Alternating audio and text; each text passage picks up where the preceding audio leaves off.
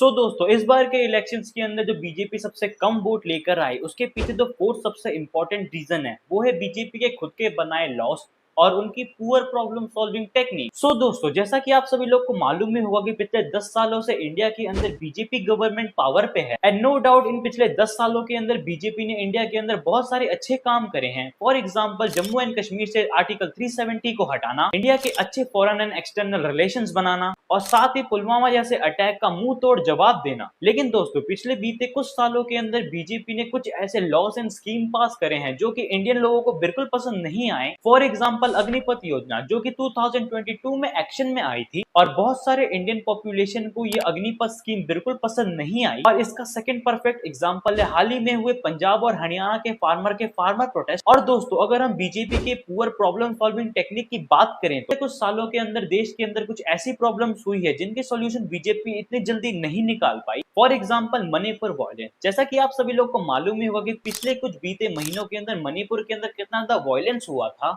और काफी दिनों तक मणिपुर के अंदर ये वायलेंस ऐसे ही चलता रहा। लेकिन हमारी सेंट्रल गवर्नमेंट इसे रोकने के लिए ज्यादा कुछ नहीं कर पाई और इस वायलेंस को शांत करने के लिए हमारी सेंट्रल गवर्नमेंट को बहुत ज्यादा टाइम लग गया। और बीजेपी की इसी पुअर प्रॉब्लम सॉल्विंग एबिलिटी का सेकंड परफेक्ट एग्जांपल है लद्दाख। जैसा कि आप सभी लोगों को अभी भी मालूम हो कि हमारे लद्दाख के लोग आज भी अपने कुछ राइट्स के लिए प्रोटेस्ट कर रहे हैं, लेकिन अभी तक इस प्रोटेस्ट का कोई भी सोल्यूशन नहीं निकला है। और लद्दाख में हुए प्रोटेस्ट के लीडर सोनम वांगचुक जी अभी तक 21 डेज का क्लाइमेट फास्ट कर चुके हैं और अभी कुछ टाइम के बाद वो इसी क्लाइमेट फास्ट को फिर से कंटिन्यू करने वाले हैं। जब लद्दाख में चुनाव होने लगे तो हमने ये आंदोलन स्थगित कर दिया था क्योंकि हम नहीं चाहते थे कि हमारे आंदोलन का चुनाव पर सीधा प्रभाव पड़े। मगर अब जब चुनाव भी खत्म हो गए और मंत्रिमंडल की भी घोषणा हो गई तो हमने सोचा, जैसा आपको कहा था, जून में फिर ये दोबारा शुरू होंगे, ये एक अर्धविराम है। लेकिन सैडली अभी तक इस प्रॉब्लम का कोई भी सोल्यूशन नहीं निकल पाया है और लद्दाख के अंदर ये प्रोटेस्ट ऐसे ही जारी है। और इन्हीं सभी प्रॉब्लम्स के चलते इस बार काफी सारे लोगों ने बीजेपी को वोट नहीं दिए, जिसके कारण डेफिनेटली बीजेपी को इस बार के इलेक्शंस के अंदर कम सीट्स मिली।